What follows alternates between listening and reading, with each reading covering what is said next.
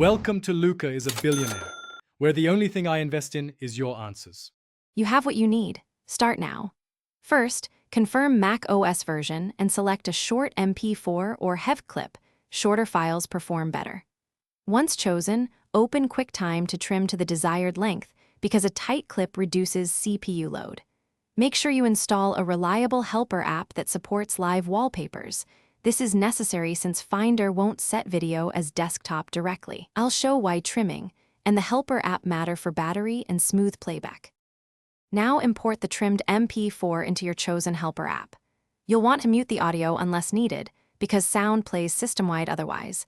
Set loop to continuous for seamless motion.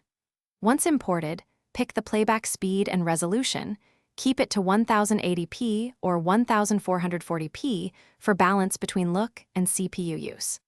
Assign the wallpaper to the primary or external display, and enable Start at Login if you want it persistent across restarts.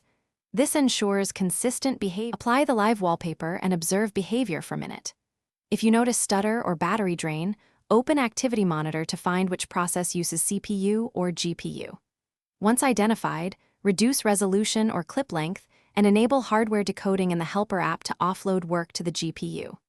If the wallpaper fails to apply, quit and relaunch the app, check permissions in system settings, and, if needed, restart your Mac or reset PRAM. That usually clears persistent display or permission glitches. Thanks for watching and please subscribe. It's the best investment you'll ever make.